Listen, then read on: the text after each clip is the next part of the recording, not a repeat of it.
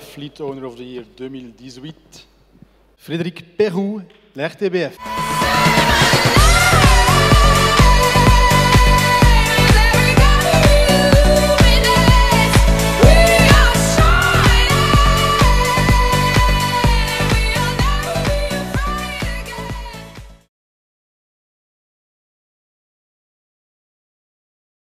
Alors dans le plan mobilité, on a essayé d'offrir le plus de solutions alternatives possibles, c'est-à-dire qu'on a mis des vélos électriques à disposition des collaborateurs qui peuvent l'utiliser sur réservation.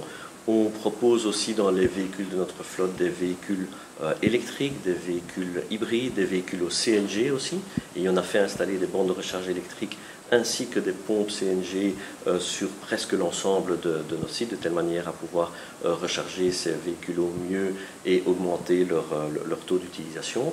Et ensuite, avec la VRT, eh bien, chaque année, on fait des actions avec eux pendant la semaine de la mobilité. On organise également des ateliers réparation vélo tous les 15 jours. On a fait des sessions de coaching pour apprendre à rouler en vélo avec ProVélo ensemble avec eux.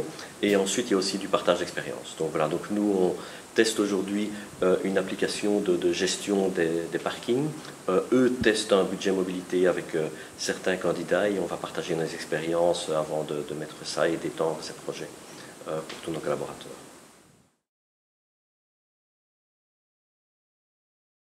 Oui, certainement, on va mettre en place un budget mobilité ou en tout cas une ébauche d'un budget mobilité. Donc on a commencé cette année à se focaliser sur la gestion de nos parkings. Ensuite, tout début d'année prochaine, on va modifier notre car policy pour permettre de combiner la voiture avec d'autres modes et d'avoir une utilisation plus rationnelle de la voiture. Et on va profiter de cette année 2019 pour faire de notre côté quelques tests en fonction des expériences de la VRT, de budget mobilité avec différentes applications de mise en place et différents profils de candidats pour essayer d'avoir un budget mobilité, on va dire, définitif début 2020.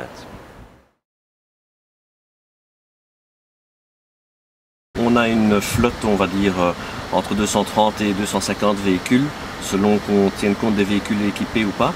Et alors, hormis les véhicules, on a une petite flotte de véhicules électriques pour l'instant, mais on espère qu'elle va grandir, que ce soit des véhicules électriques normaux ou des vélos cargo qui peuvent également parfois servir pour des reportages et qui peuvent s'avérer bien utiles.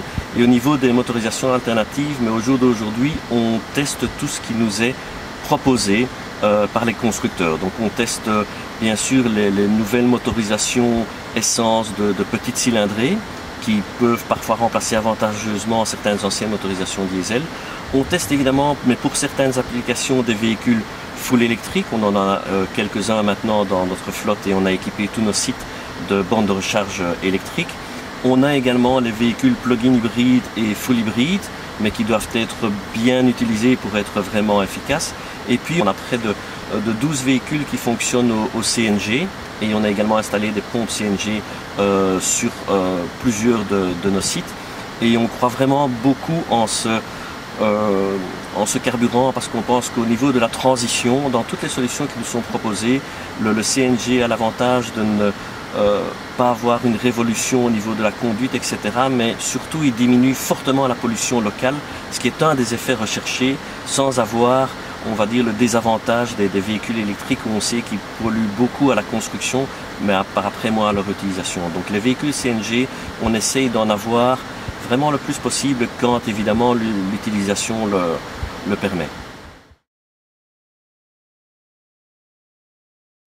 Si, je confirme que c'est vraiment très compliqué et on remarque qu'on est en pleine phase de transition et alors que précédemment les fleet managers, les mobility managers se tournaient vers les constructeurs, on voit que même eux, les constructeurs, n'en sortent plus pour l'instant, nous proposent des motorisations qui soudainement sont arrêtées, donc c'est très difficile de se faire une idée vraiment concrète et précise de vers où on va. Donc je pense qu'on est vraiment dans une période de transition aujourd'hui.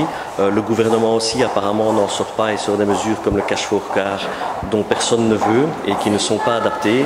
Donc je pense que certaines des solutions qui sont proposées aujourd'hui ne sont vraiment pas adaptées et qu'il faudra encore un peu attendre à voir des solutions qui sont beaucoup plus efficaces que ce qu'on nous propose aujourd'hui. Et c'est ce qu'on attend en tout cas des constructeurs qui assez étonnamment, ne semblait pas du tout prêt à ce qui se passe aujourd'hui.